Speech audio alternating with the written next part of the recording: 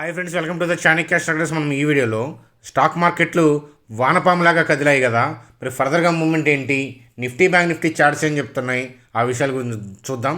అలాగే ఎస్కార్ట్స్ యొక్క క్యూవర్ ఎర్నింగ్స్ ఎలా ఉన్నాయి, so investment opportunity trading opportunity రెండూ ఉన్నాయి ఎస్కార్ట్స్కి సంబంధించి. సో చార్ట్లో వ్యూ చూద్దాం, అలాగే సింపుల్గా ఎస్కార్ట్స్ గురించి చూద్దాం. అలాగే రిలయన్స్కి సంబంధించిన పాజిటివ్ న్యూస్ అప్డేట్ ఏంటి, దానివల్ల ర్యాలీ వచ్చింది. సో దాని గురించి ఆ petrol recycling positive news update వల్ల మంచి ర్యాలీ వచ్చింది, ఆ విషయం గురించి కూడా చూద్దాం. అలాగే ఎప్కా ల్యాబ్స్కి సంబంధించిన క్యూవర్ ఎర్నింగ్స్ ఏంటి, వోడాఫోన్ ఐడియా, సో మనకి ఏజీఆర్ కేస్ ఇష్యూ ఏమైంది, అలాగే ఏ బ్యాంక్స్కి ఎంత రుణపడి ఉన్నారు, ఆ విషయాల గురించి ఈ వీడియోలో డిస్కస్ చేద్దాం. అలాగే స్టేట్ బ్యాంక్ ఆఫ్ ఇండియాలో ట్రేడింగ్ ఆపర్చునిటీ గురించి డిస్కస్ చేద్దాం. టాటా మోటార్స్కి సంబంధించి జేఎల్ఆర్ సేల్స్ అప్డేట్స్, ఆ న్యూస్ స్టాక్ని ఏ విధంగా ఇంపాక్ట్ చేసే అవకాశాలు ఉన్నాయి, ఆ విషయాల గురించి చూద్దాం. అలాగే ఖచ్చితంగా ఏంటంటే ఈ బ్యాంక్లో ఇన్వెస్ట్ చేసి తీరాల్సిందే. సో మనకి బ్యాంక్ నిఫ్టీలో ఉన్న ఆ స్టాక్ ఏంటి, ఆ విషయాల గురించి ఈ వీడియోలో డిస్కస్ చేద్దాం. అలాగే గోల్డియం ఇంటర్నేషనల్లో ట్రేడింగ్ ఆపర్చునిటీ ఉంది, ఆ విషయాల గురించి కూడా ఈ వీడియోలో డిస్కస్ చేద్దాం. చూడండి ఫ్రెండ్స్, ముందుగా ఎస్కార్ట్స్ యొక్క క్యూవర్ ఎర్నింగ్స్ చూద్దాం. సో ఎస్కార్ట్స్ యొక్క క్యూవర్ ఎర్నింగ్స్ చూస్తే మనకి ఇయర్ ఆన్ ఇయర్ కంపారిజన్ అంటే ఏంటి, లాస్ట్ ఇయర్ ఇదే క్వార్టర్తో కంపేర్ చేస్తే కరెంట్ క్వార్టర్ ఎట్లా ఉంది అనే చేసే కంపారిజన్ని ఇయర్ ఆన్ ఇయర్ కంపారిజన్ అంటారు. ప్రీవియస్ క్వార్టర్తో మనం కంపేర్ చేస్తే దాన్ని క్వార్టర్ ఆన్ క్వార్టర్ కంపారిజన్ అంటారు. సో లాస్ట్ ఇయర్తో కంపేర్ చేస్తే సో సూపర్ ప్రాఫిట్ చాలా బాగుంది. అలాగే రెవెన్యూలో కూడా 57% గ్రోత్ ఉంది, ఎబిటా 95% గ్రోత్ ఉంది. అలాగే మార్జిన్స్ కూడా చాలా బెటర్గా ఇంప్రూవ్ అయ్యాయని చెప్పచ్చు. సో మంచిగా రిజల్ట్స్ పోస్ట్ చేసింది. ఒకసారి స్టాక్ యొక్క బేసిక్ ఫండమెంటల్స్ బ్రీఫ్గా చూసి దాని తర్వాత చార్ట్లో ట్రేడింగ్ ఆపర్చునిటీ గురించి డిస్కస్ చేద్దాం. అలాగే ఇన్వెస్ట్మెంట్ ఆపర్చునిటీ గురించి కూడా ఎస్కార్ట్స్లో డిస్కస్ చేద్దాం.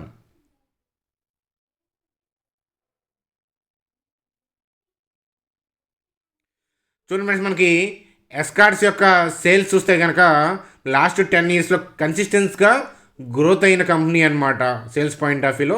అలాగే ఆపరేటింగ్ ప్రాఫిట్ చూసినా కూడా కన్సిస్టెన్సీ ఉంది అన్నమాట. సో ఆపరేటింగ్ మార్జిన్ పర్సంటేజ్ చూసినా కూడా సో కన్సిస్టెన్సీ గ్రోత్ కనబరిచారని చెప్పచ్చు. ఓవరాల్గా మంచి స్టాక్ అవుతుంది ఇది పిక్ చేస్తే అని చెప్పడంలో సందేహం లేదు ఇన్వెస్ట్మెంట్ పాయింట్ ఆఫ్ వ్యూలో. అట్లాగే ఒక్కసారి సింపుల్గా క్యాష్ ఫ్లో చూస్తే కనుక క్యాష్ ఫ్లో కూడా బాగానే ఉంది. సో రీసెంట్గా చూస్తే కనుక cash from operating activity so 1000 crores around ఉంది. అలాగే ఇన్వెస్ట్మెంట్ యాక్టివిటీ ద్వారా వాళ్ళు కొంచెం నష్టపోయారు. సో దీన్ని వాళ్ళు సరి చేసుకోవాలి. ఓవరాల్గా ఏంటంటే ఆపరేటింగ్ యాక్టివిటీ ద్వారా మంచి లాభాలను పోస్ట్ చేయడం అనేది మంచిదే. సో ఇక్కడ నెగిటివ్ ఉన్నంత మాత్రాన అంటే నెట్ క్యాష్ ఫ్లో అనేది నెగిటివ్ ఉన్నంత మాత్రాన ఆల్వేస్ మనం బ్యాడ్గా చూడకూడదు అనమాట. ఓవరాల్గా మంచి కంపెనీ. అట్లాగే ఏంటంటే పీఈ చూస్తే కనుక సో కరెంట్ పీఈ చూస్తే కనుక చాలా లోగానే ఉంది, అంటే అట్రాక్టివ్గా ఉంది. కాబట్టి ఎప్పుడు స్టాక్ మార్కెట్ పడుతుందా అని చూస్తున్నాను, ఎందుకంటే ఈ స్టాక్ లక్రేటివ్గా దొరుకుతుంది కదా. సో ఇంకా లో పీఈలో దొరికే అవకాశాలు ఉన్నాయి. అలాగే ఏంటంటే ఆల్మోస్ట్ డెట్ ఫ్రీ కంపెనీ అనమాట. సో కన్సిస్టెన్స్గా సేల్స్ గ్రోత్ ఉంది, ఓపీఎం పర్సంటేజ్ బాగుంది, మనం చూసిన థింగ్స్ అన్నీ కూడా బాగున్నాయి. ఎస్కార్ట్స్ గురించి మీ అందరికీ తెలిసిన విషయమే. అలాగే రాకేష్ జుంజునవాలా గారి స్టాక్ కూడా ఇది ఎస్కార్ట్స్ అనేది. ఒక్కసారి సో ట్రేడింగ్ ఆపర్చునిటీ ఎక్కడ ఉంది అనేది చూద్దాం. ఇన్వెస్ట్మెంట్ ఆపర్చునిటీ గురించి సో డిప్ అయితే మార్కెట్ డిప్ అయినా మనకి ఎస్కార్ట్స్లో ఏదైనా టెంపరీ ఫాల్ట్లోనే బాగా డిప్ అయినా ఖచ్చితంగా ఇన్వెస్ట్మెంట్ వ్యూ అనేది నేను ప్రజెంట్ చేస్తాను మన గ్రూప్లో, వీడియో ద్వారా కూడా అప్డేట్ చేసే ప్రయత్నం చేస్తాను. ఒకసారి చార్ట్లో స్వింగ్ ట్రేడ్ ఆపర్చునిటీ ఎక్కడ ఉంది ఎస్కార్ట్స్లో అనే విషయం చూద్దాం. చూడండి ఫ్రెండ్స్, మనకి ఎస్కార్ట్స్ యొక్క సిఎంపీ చూస్తే కనుక 1224లో ఉంది. సో చూసారు కదా. అయితే మరి ట్రేడింగ్ ఆపర్చునిటీ ఎక్కడ ఉంది అని అంటే 1143 అలాగే 1107 సో ఈ ఏరియాలో ఉందన్నమాట. సో అందువల్ల ఏంటంటే డిప్ వస్తే మనకి మంచి లక్రేటివ్ లెవెల్ అని చెప్తాను. ఇక్కడ మనకి మంచి స్వింగ్ ట్రేడ్ ప్లాన్ చేయొచ్చు. డిప్ రాకుండా పైకి వెళ్తే అంటే వెళ్ళచ్చు. సో ఎందుకనంటే సో పాసిబిలిటీస్ ఉంటాయి అన్నమాట. సో అంటే సిఎంపీ నుంచి పైకి వెళ్తుందా కిందకి వెళ్తుందా అని ప్రతి స్టాక్ని ప్రతి డే ప్రతి మూమెంట్ మనం జడ్జ్ చేయలేము. మన లెవెల్స్లోకి ట్రేడ్ రావాలన్నమాట. ఆ ప్రైస్ అనేది మన లెవెల్లోకి వస్తే జడ్జ్ చేయడం ఈజీ అనమాట. ట్రేడ్ చేయడం, స్టాప్ లాస్ ఫిక్స్ చేయడం, టార్గెట్ ఫిక్స్ చేయడం ఈజీ. సో మీరు చూస్తున్నారు కదా మన స్వింగ్ ట్రేడ్స్ ఎలా చేస్తున్నాము. అట్లా ఏంటంటే స్టాక్ గురించి మనం ఈరోజు న్యూస్ కానీ ఏదైనా అప్డేట్ చూసాము అన్నంత మాత్రాన ఇమీడియట్గా దాంట్లో ట్రేడింగ్ ఆపర్చునిటీ ఉంటుంది అని చెప్పి అనుకోవద్దు. ఎక్కడైనా సరే మీరు ఏ సోషల్ మీడియాలో సరే న్యూస్ పాజిటివ్ న్యూస్ చూసినా నెగిటివ్ న్యూస్ చూసినా దాన్ని బేస్ చేసుకొని ఇమీడియట్గా ట్రేడింగ్ ఆపర్చునిటీ ఉంటుంది అనుకుంటే మాత్రం సో రాంగ్ సైడ్ ఉంటారు, చాలా నష్టపోతారు తీవ్రంగా అని చెప్తాను. ఎస్పెషల్లీ పాజిటివ్ న్యూస్లు వెంపర్లాడితే మాత్రం చాలా నష్టపోతారు. నెగిటివ్ న్యూస్లు వచ్చినప్పుడు అవి రికవర్ అయ్యాయా లేదా, సో ఆ న్యూస్లు ఎందుకు వచ్చినాయి, టెంపరీ న్యూస్లు అయితే కనుక వాటిని చూసి లెవెల్స్ మ్యాచ్ చేసి కనుక మనం స్వింగ్ ట్రేడ్ చేస్తే అద్భుతమైన ప్రాఫిట్లు తీయచ్చు అని చెప్తాను. అది ఫ్రెండ్స్ ఎస్కార్ట్స్కి సంబంధించిన మనకి చార్టు. సో ట్రేడింగ్ ఆపర్చునిటీ కోసం వెయిట్ చేయాలని చెప్తాను. ఇన్వెస్ట్మెంట్ ఆపర్చునిటీ కూడా నేను చేసేటప్పుడు అయితే చెప్తాను. సో ఇతరత్తా మీకు ఏదైనా వ్యూ ఉంటే కనుక మీ ఫైనాన్షియల్ అడ్వైజర్ని కలిసి డెసిషన్ తీసుకోమని చెప్తాను. చూడండి, అలాగే వోడాఫోన్ ఐడియాకి సంబంధించిన important news update. So AGR dues అయితే కనుక అరౌండ్ 60,000 crores దాకా ఉన్నాయి. వాళ్ళు 7,800 crores మాత్రమే పే చేశారు. అలాగే బిర్లా గారు రిజైన్ చేశారు. మీకు ఆ అప్డేట్ అనేది తెలిసిన విషయమే. అట్లాగే ఒక్కసారి మనం కనుక so different banks loan exposure చూస్తే కనుక వోడాఫోన్ ఐడియా టవర్స్ వాళ్ళ లోన్ ఎక్స్పోజర్ చూస్తే కనుక చూడండి, state bank of India 11,000 crores, అంటే వాళ్ళ లోన్ బుక్లో 0.43% అనేది సో అలాట్ చేశారనమాట వోడాఫోన్ ఐడియాకి. సో కాబట్టి వీళ్ళు పే చేయకపోతే నష్టపోయే అవకాశం ఉంది కదా. అలాగే ఇండస్ఐండి బ్యాంకు 1.65% అనమాట, అంటే వాళ్ళ లోన్ బుక్లో అమౌంట్ అయితే ఇండివిజువల్గా తక్కువ కనిపించినా కూడా స్టేట్ బ్యాంక్ ఆఫ్ ఇండియాతో లోన్ బుక్తో కంపేర్ చేస్తే కనుక ఎక్కువ పర్సంటేజ్ని వాళ్ళు అలాట్ చేశారు వోడాఫోన్ ఐడియాకి. అలాగే yes bank exposure, IDFC first bank exposure మీకు తెలిసిన విషయమే కదా. సో చూడండి, సో బ్యాంక్ అని చెప్పాను కదా, హెచ్డిఎఫ్సి బ్యాంకు. చూడండి, విజయ మాల్యా నుంచి తప్పించుకున్న బ్యాంక్ ఏదైనా ఉంది అని అంటే అది హెచ్డిఎఫ్సి బ్యాంకు. అంత క్లీన్గా ఉంటుంది. సో జనరల్గా కూడా లోన్ ట్రై చేయండి. సో నార్మల్గా కూడా లోన్ ట్రై చేయండి. హెచ్డిఎఫ్సి బ్యాంక్లో లోన్ వచ్చేదానికి మన రిమైనింగ్ అదర్ బ్యాంక్స్లో లోన్ వచ్చేదానికి సో తేడా ఉంటుందన్నమాట. చాలా క్లీన్గా ఉంటారు. అన్ని థింగ్స్ బాగుంటే డీటెయిల్గా ఉంటేనే సో వాళ్ళు ఏంటంటే లోన్స్ అనేది మనకి ఇస్తూ ఉంటారనమాట. మన క్రెడిట్ స్కోర్ బాగుంటేనే, థింగ్స్ బాగుంటేనే వాళ్ళ నుంచి కూడా మనకి కాల్స్ వస్తూ ఉంటాయి అనమాట, లోన్ తీసుకోండి అని చెప్పి. కాబట్టి హెచ్డిఎఫ్సి బ్యాంక్ని తక్కువ అంచనా ఇద్దు. నేను క్యాప్షన్లో వేసిన బ్యాంక్ ఇదే అనమాట, హెచ్డిఎఫ్సి బ్యాంకే ఖచ్చితంగా. సో దాంట్లో ఇన్వెస్ట్ చేసే సో రిమైనింగ్ బ్యాంక్స్లో ఇన్వెస్ట్ చేయాలి అని చెప్పి నేను చెప్తాను. సో మనం లాస్ట్ ఇయర్ ఫాల్స్ డౌన్స్లో కొన్నాము. అలాగే చాలాసార్లు నేను హెచ్డిఎఫ్సి బ్యాంక్ సంబంధించిన ఇన్వెస్ట్మెంట్ వ్యూ అనేది ఇవ్వడం అనేది జరిగింది. సో చార్ట్లో మరింత ఎక్స్ప్లెయిన్ చేస్తాను. మనం ట్రేడింగ్ కూడా చేశాం కదా, వీడియో ముందుకు వెళ్ళే కొద్దీ నేను హెచ్డిఎఫ్సి బ్యాంక్ గురించి మరింత చెప్తాను, పదండి. చూడండి ఫ్రెండ్స్, అలాగే ఇప్కా ల్యాబ్స్ యొక్క Q1 ఎర్నింగ్స్ ఎలా ఉన్నాయని చూస్తే కనుక చూడండి, ఇయర్ ఆన్ ఇయర్ మనకి రెవెన్యూలో 2% గ్రోత్ ఉంది. సో ఎబిటా మాత్రం పడిపోయింది 29% ఇయర్ ఆన్ ఇయర్. అలాగే ప్యాట్లో కూడా 30% లాస్ పోస్ట్ చేశారు. అలాగే మార్జిన్స్ కూడా బాగా డ్రాప్ అయినాయి అనమాట. సో దీనివల్ల స్టాక్లో ఏదైనా కరెక్షన్ వస్తే మన లెవెల్స్కి వస్తే కనుక ట్రేడింగ్ ఆపర్చునిటీ ఉంది అని చెప్తాను. సో మనం వెయిట్ చేసాం, జస్ట్ మిస్ అయింది ఇంతకుముందు. వీటి వల్ల ఏదైనా ఫాల్ డౌన్స్ వచ్చి మన లెవెల్కి దొరికితే కనుక ఖచ్చితంగా అప్డేట్ చేస్తాను ట్రేడింగ్ పాయింట్ ఆఫ్ వ్యూలో. ఒకసారి మన వెయిటింగ్ లిస్ట్ చూడండి, ఎప్పటి నుంచో ఎప్కా ల్యాబ్స్ ప్రైస్ కోసం వెయిట్ చేస్తున్నాం అనమాట, ఫాల్ డౌన్ కోసం. అది ఫ్రెండ్స్, ఒకసారి Chanakya stock traders free dealing గ్రూప్లో వెయిటింగ్ లిస్ట్ కూడా ఉంటుంది చూడండి. దాంట్లో ఎప్కా ల్యాబ్కి సంబంధించిన లెవెల్స్ మెన్షన్ చేసి ఉంటాయన్నమాట. చూడండి, అలాగే రిలయన్స్ ఇండస్ట్రీకి సంబంధించిన పాజిటివ్ న్యూస్ ఏంటి అని అంటే చూడండి, రిలయన్స్ వాళ్ళు ప్లాన్ చేస్తున్నారు ఈ పెట్ రీసైక్లింగ్ కెపాసిటీని డబుల్ చేయబట్టడానికి. సో ఆంధ్రప్రదేశ్లో ఉంది ఆ ఫెసిలిటీ అనేది. సో దాంట్లో ఈ పెట్ రీసైక్లింగ్ కెపాసిటీని డబుల్ చేయడానికి వాళ్ళు ప్లాన్ చేస్తున్నారనే అప్డేట్ రావడంతో మనకి ర్యాలీ వచ్చింది. అయితే సో దాన్ని బేస్ చేసుకుని ట్రేడ్ చేయొచ్చా లేదా అనేది మీకు ఆల్రెడీ అర్థమే ఉంటుంది. సో బిగినింగ్లో 3 months లోపు 6 months లోపు స్టాక్ మార్కెట్లో ఎంటర్ అయిన వాళ్ళు అయితే కనుక ఇలాంటి న్యూస్లు బేస్ చేసుకొని ఇమీడియట్గా కొంటారు. కానీ ఈ న్యూస్ మనకి ట్విట్టర్, టెలిగ్రామ్, టీవీలో చూసేటప్పటికి ఆల్రెడీ ప్రైస్లో రిఫ్లెక్షన్ వచ్చే ఉంటుంది కదా. సేమ్ థింగ్ ఏంటంటే ఒకవేళ మనం ఎంటర్ అయిన తర్వాత పెరిగిన టార్గెట్ ఫిక్స్ చేయలేము, స్టాప్ లాస్ ఫిక్స్ చేయలేము కదా. ఎవరు కూడా మనకి దానికి సంబంధించిన అప్డేట్ కూడా ఎవరు ఇవ్వరనమాట. టార్గెట్ ఇది, స్టాప్ లాస్ ఇది, సో ఎగ్జిట్ అయితే ఇలా ఎగ్జిట్ అవ్వాలి, మనీ మేనేజ్మెంట్ ఇది అని చెప్పి అప్డేట్ అనేది మనకి ఎక్కడ ఉండదు. జస్ట్ ఇలాంటి న్యూస్ అప్డేట్లను బేస్ చేసుకొని బ్లైండ్గా ట్రేడ్ చేస్తే కనుక 3 monthsలో క్యాపిటల్ మొత్తం డ్యామేజ్ అవుతుంది, అందులో సందేహం లేదు అని చెప్పి చెప్తాను. ఒక్కసారి చార్ట్లో ట్రేడింగ్ ఆపర్చునిటీ ఎక్కడ ఉంది అనేది రిలయన్స్లో చూద్దాం, పదండి. చూడండి ఫ్రెండ్స్, రిలయన్స్ అయితే కనుక మనం లెవెల్ అనుకున్నాం 1992, 1959, అయితే ఆ లెవెల్కి రాకుండానే పైకి వెళ్ళింది. సో జరుగుతుంటుంది, it happens in stock market.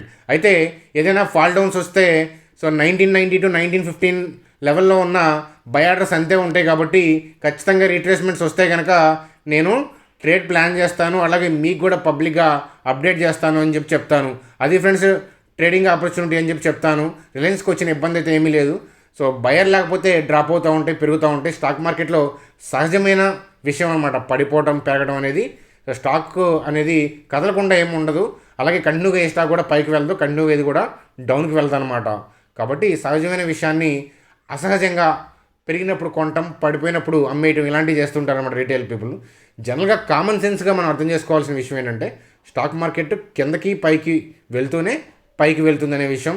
ఓవరాల్గా గ్రోత్ ఉన్న కంట్రీ కాబట్టి, ఎమర్జింగ్ కంట్రీ కాబట్టి ఓవరాల్గా పైకి వెళ్తుంది ఎప్పటికైనా. చూడండి ఫ్రెండ్స్, అలాగే మన స్వింగ్ ట్రేడ్స్లో భాగంగా హెచ్డిఎఫ్సి బ్యాంక్లో ఇవాళ ప్రాఫిట్ బుకింగ్ చేశాం. సో ఇక్కడ ఎంట్రీ అనేది చాణక్య స్టాక్ ట్రేడర్స్ టెలిగ్రామ్ గ్రూప్లో నేను అప్డేట్ ఇచ్చాను. సో మీ అందరికీ తెలిసినాయి కదా, ఇవన్నీ కూడా పబ్లిక్గా ఇచ్చినాయి. ఎక్సెప్ట్ మారుతి, రిమైనింగ్ అంతా కూడా పబ్లిక్గా ఫ్రీ టెలిగ్రామ్ గ్రూప్లో అప్డేట్ ఇచ్చాను. అయితే మన టార్గెట్ అయితే వచ్చింది, మీకు కూడా అప్డేట్ చేశాను ఆ విషయం అనేది. ఒకసారి మనం హెచ్డిఎఫ్సి బ్యాంక్ యొక్క చార్ట్ చూద్దాం. అలాగే గతంలో మనం ఏమైనా డిస్కస్ చేసామో కూడా ఒకసారి ఒక లుక్ వేద్దాం. చూడండి ఫ్రెండ్స్, మనకి ఈ వీడియో అనేది 25th జూలై చేశాము. సో ఆ వీడియో క్యాప్షన్లో హెచ్డిఎఫ్సి బ్యాంక్ ఏమైంది చూడండి, అందరూ నెగిటివ్గా మాట్లాడుతూ ఉన్నారనమాట. హెచ్డిఎఫ్సి బ్యాంక్ గురించి వీక్ అయిపోయింది, రిజల్ట్స్ బాగోలేదు, అలాగే సో టెక్నికల్ ఇష్యూస్ ఫేస్ చేశారు కదా, అదని ఇదని సో వీక్ అయిపోయింది. పడిపోతుంటే కనుక వీక్ అయినట్లే అనిపిస్తూ ఉంటుంది. సో కానీ అలా కాదు కదా స్టాక్ మార్కెట్ అనేది. ఒక్కసారి మనం ఏమని డిస్కస్ చేసామో ఆ రోజు, ఈరోజు పెరిగింది కాబట్టి మనం మాట్లాడచ్చు, ఆ రోజు పడిపోయి ఉంది, మనం ఆ రోజు ఏమని డిస్కస్ చేసామో ఒకసారి చూద్దాం అనమాట. సో పదండి, 25th జూలై 2021 ఎండ్ కార్డులో వేస్తాను ఈ వీడియోని, ఒకసారి చూడండి అనమాట. చూడండి, అలాగే హెచ్డిఎఫ్సి బ్యాంక్ ఎందుకు వీక్ అయింది, సో మనకి డౌన్ సైడ్ నడుస్తుంది అని అంటే, సో డే చార్ట్లో ఏంటంటే సో సిఎంపీస్లో బయర్ ల్యాక్ అనమాట. అంతేగాని దానికి నడుస్తున్న బ్యాడ్ న్యూస్ అయితే కాదనమాట. సో టెక్నికల్ ఇష్యూస్ అని డ్రాప్ అయిపోతున్నప్పుడు నెగిటివ్ న్యూస్ లాగి వెతకడం అనేది సోషల్ మీడియా కామన్. అయితే ఏంటంటే దానికి కారణం అయితే కనుక హెచ్డిఎఫ్సిలో ఏంటంటే మనకి సిఎంపీలో ఏంటంటే బయర్ లేకపోవడం వల్ల, అంతకంటే ఏం లేదు. సో కామన్ సహజంగా చాలా స్టాక్స్కి జరుగుతూనే ఉంటాయి అనమాట. అయితే ఐసిఐసిఐ బ్యాంక్తో కంపేర్ చేస్తే సో ర్యాలీ రావట్లేదంటే దానికి బయర్ కనిపిస్తున్నారు అనమాట సిఎంపీలో, అందువల్ల లోయర్ లెవెల్ నుంచి బయింగ్ వచ్చింది. సో అయితే హెచ్డిఎఫ్సి బ్యాంక్ గురించి చూస్తే కనుక 1426, 1330 లెవెల్లో బై ఆర్డర్స్ ఉన్నాయి కాబట్టి డిప్ అయితే ఇంకో 20 పాయింట్స్ డిప్ అయితే కనుక మనకి దీంట్లో కూడా ర్యాలీ కనిపించే అవకాశాలు ఉన్నాయి అన్నమాట. చూడండి ఫ్రెండ్స్, అయితే ఇది హెచ్డిఎఫ్సి బ్యాంక్ యొక్క కరెంట్ చార్టు. సో మనం ఈ ఫాల్ డౌన్స్ అప్పుడు డిస్కస్ చేసుకున్నాం, ఆ వీడియో మీరు ఇప్పుడే చూశారు. అయితే సో మనం వ్యూ ఇచ్చిన తర్వాత, బయింగ్ వ్యూ ఇచ్చిన తర్వాత కూడా వరుసగా 2 days ఫాల్ డౌన్ అయింది. కానీ మన స్టాప్ లాస్ కింద క్లోజ్ అయిందా? అవ్వలేదు, రైట్. సో అలాగేంటంటే మంచి గ్రీన్ క్యాండిల్స్ పడ్డాయి కదా, ఒక గ్రీన్ క్యాండిల్ పడంగానే ఎక్కువ మంది ఏంటంటే మధ్యలో డ్రాప్ అయిపోతారు. అమ్మయ్య ఎంతో కొంత ప్రాఫిట్ వచ్చింది కానీ ఎగ్జిట్ అవుతారు. చూడండి, స్టాప్ లాస్కి ఎగ్జిట్ అవ్వకపోయినా దెబ్బతింటారు, అలాగే ప్రాఫిట్ అప్పుడు తక్కువ ప్రాఫిట్ తీసుకున్నా కూడా దెబ్బతింటారు. సో మనకి ప్రాఫిట్ అప్పుడు ఆగాలన్నమాట. మధ్యలో ఎగ్జిట్ అయ్యే కేసెస్ ఏంటంటే రేరు, అవి నేను చెప్తాను ఏదన్నా ఉంటే. ఓవరాల్గా మన టార్గెట్ అనేది 1490 కదా, 14880కి నేను అప్డేట్ చేశాను. మనం ఎగ్జిట్ అయ్యాం కంప్లీట్గా, 100% ఆఫ్ ది క్వాంటిటీ ఎగ్జిట్ అయ్యాం. మీరు కూడా ప్రాఫిట్లు పోస్ట్ చేశారు. ఓవరాల్గా ఏంటంటే ఇక్కడ నుంచి పైకి వెళ్తుందా కిందకి వెళ్తుందంటే ఇక అదే జడ్జ్ చేయకూడదు అనమాట. నెక్స్ట్ లెవెల్ ఏదైనా ఉంటే మనం చూసుకోవాలి. ట్రేడ్ పాయింట్ ఆఫ్ వ్యూలో ఎగ్జిట్ అయ్యాము, ఇన్వెస్ట్మెంట్ పాయింట్ ఆఫ్ వ్యూలో కాదు. స్వింగ్ ట్రేడ్ పాయింట్ ఆఫ్ వ్యూలో మనం ఎగ్జిట్ అయ్యాము. అలాగే పడుతున్నప్పుడు కూడా నా వ్యూ అనేది ఇంతే స్టాండర్డ్గా, ఇంతే కాన్ఫిడెన్స్తో చెప్పాను. మనం అబ్జర్వ్ చేయాల్సిన విషయం ఏంటంటే అదనమాట. So simple thing, stop loss కింద క్లోజ్ అయితే ఎగ్జిట్ అయిపోతాం, లేదా టార్గెట్ రన్నింగ్లో వచ్చినా లేదా టార్గెట్ పైన క్లోజ్ అయినా ఎగ్జిట్ అయిపోతాం అనమాట. సింపులే కదా. సో దీన్ని ఎందుకు కాంప్లికేట్ చేసుకుంటారు అని చెప్పి చెప్తాను. చూడండి ఫ్రెండ్స్, టాటా మోటార్స్కి సంబంధించిన డిస్కషను మనం గతంలో డిస్కస్ చేసుకున్నాం కదా. ఫండమెంటల్స్ బాగోలేదు, ఈ జేఎల్ఆర్ ఇష్యూ వల్లే ఈ స్టాక్లో నేను ఇన్వెస్ట్ చేయట్లేదు, లాంగ్ టర్మ్ పాయింట్ ఆఫ్ వ్యూలో ఆలోచించట్లేదు అని చెప్పి మనం చెప్పుకున్నాం. అలాగే ఫండమెంటల్స్ బాగోలేదు, అట్లాగే వాళ్ళు ఇచ్చిన గైడ్లైన్స్ని కూడా వాళ్ళు మీట్ అవ్వలేకపోతున్నారు. సో మనం రీసెంట్గా డిస్కస్ చేసుకున్నాం టాటా మోటార్స్ గురించి చాలాసార్లు, ఇప్పుడనే కాదు, టాటా మోటార్స్ గురించి మనం వీడియోలో డిస్కస్ చేసిన ప్రతిసారి ఇదే అప్డేట్ నేను చెప్తూనే ఉంటాను. అంతేగాని సో సేల్స్ పెరిగినాయి కదా జేఎల్ఆర్ అని చెప్పి అది పాజిటివ్ న్యూస్ అని చెప్పి మీరు వెళ్ళారనుకోండి, ఇప్పుడు డ్రాప్ ఉన్నాయి, ఇప్పుడు ఎగ్జిట్ అయ్యారనుకోండి, నష్టపోతారనమాట. ఒకసారి ఇక్కడ అప్డేట్ ఏంటో చూస్తే కనుక సో జేఎల్ఆర్ ఓవరాల్గా జాగ్వార్ ల్యాండ్ రాయల్ సేల్స్ చూస్తే కనుక 46.6% డౌను, చూసారా, ఇయర్ ఆన్ ఇయర్ డౌన్ ఉంది. అలాగే సో మనకి జాగ్వార్ ఇండివిజువల్గా చూస్తే 53% డౌను, అలాగే ల్యాండ్ రాయల్ ఇండివిజువల్గా చూస్తే 43.4%, ఓవరాల్గా 46.6% డౌన్ అనమాట. సో అయితే నెగిటివ్ అప్డేట్. మరి ఇప్పుడు షార్ట్ సెల్ చేయాలా, ఫ్యూచర్స్లో సెల్ చేయాలా, ఇట్లాంటి థింగ్స్ అడగచ్చు. కానీ ఒక్కసారి మన లెవెల్స్ చూడండి.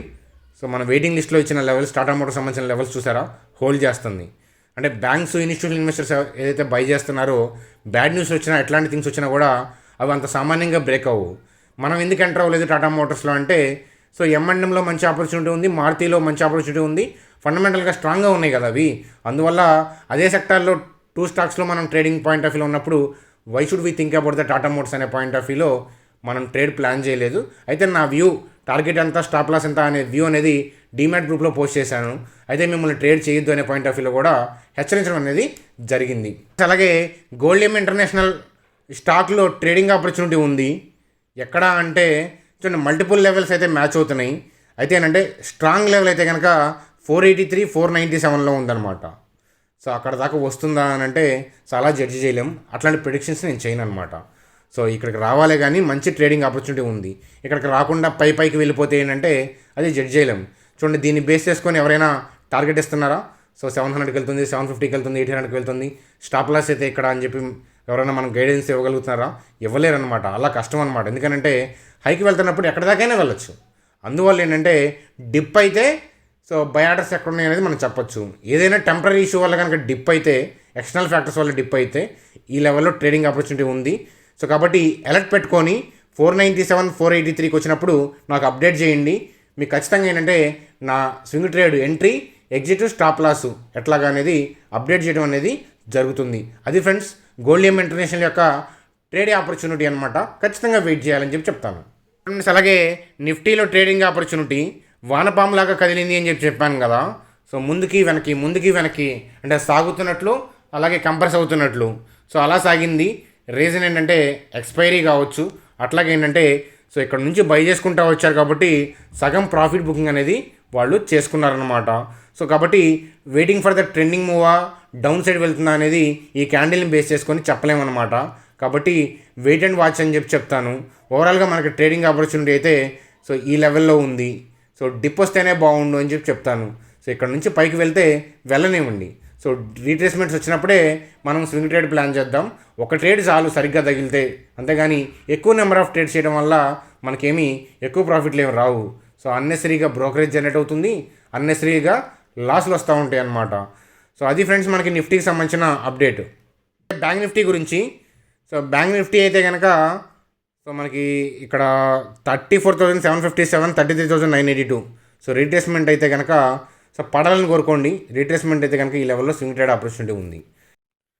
చూడండి ఫ్రెండ్స్, ఓవరాల్గా హెచ్డిఎఫ్సి బ్యాంక్ మనం ప్రాఫిట్ బుక్ చేసాం. హెచ్యుఎల్ మన స్టాప్ లాస్ కింద ఏమీ క్లోజ్ అవ్వలేదు. So still we are in the trade. CMPs update చేస్తాను. అలాగే మహీంద్రా అండ్ మహీంద్రా, సో అది కూడా ఏంటంటే స్టాప్ లాస్ కింద క్లోజ్ అవ్వలేదు. So still we are in the trades in M&M and HUL.